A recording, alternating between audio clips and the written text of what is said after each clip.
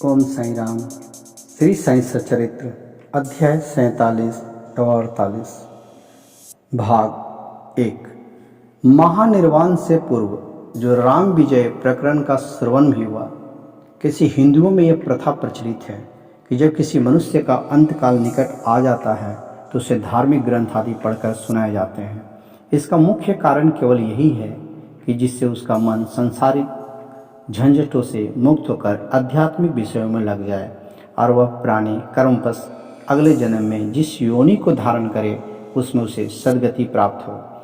सर्वसाधारण को यह विदित ही है कि जब राजा परीक्षित को एक ब्रह्म ऋषि पुत्र ने शाप दिया और 1 सप्ताह के पश्चात ही उनका अंतकाल निकट आया तो मुनि शुकदेव ने उन्हें इस सप्ताह में श्रीमद्भागवत पुराण का पाठ सुनाया, जिससे उनको मोक्ष की प्राप्ति हो गई।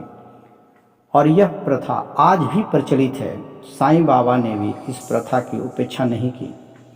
जब उन्हें विदित हो गया कि मैं अब शीघ्र इस नश्वर देह का त्याग करूंगा, तब उन्होंने श्री वज्हे को राम विजय प्रकरण सुनाने की आज्ञा दी।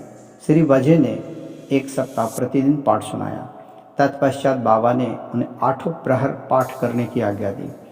श्री वज्हे ने उस अध्याय की द्वितीय आवृत्ति 3 दिन में पूर्ण कर दी और इस प्रकार 11 दिन बीत गए। फिर 3 दिन और उन्होंने पाठ किया। अब श्री वज्हे बिल्कुल थक गए, इसलिए उन्हें विश्राम करने की आज्ञा हुई।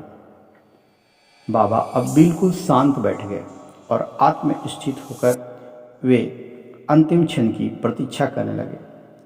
2-3 दिन पूर्व ही प्रातःकाल से बाबा ने भिक्षाटन करना स्थगित कर दिया और वे मस्जिद में ही बैठे रहे।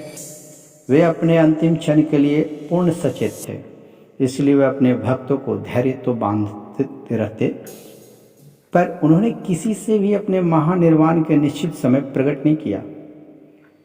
इन दिनों काका साहेब दीक्षित और श्रीमान बुट्टी साहेब के साथ मस्जिद में नित्य ही भोजन करते थे। महानिर्वाण के दिन, जिसे 15 अक्टूबर को आरती समाप्त होने के पश्चात बाबा ने उन लोगों को भी अपने निवास स्थान पर भोजन करके लौटने को कहा। फिर भी लक्ष्मीबाई शिंदे, भागोजी शिंदे, बयाजी, लक्ष्मण बाला, सिंपी जी और नाना साहेब निमोनकर वहीं रह गए। सामा नीचे मस्जिद की सीढ़ियों पर बैठे थे।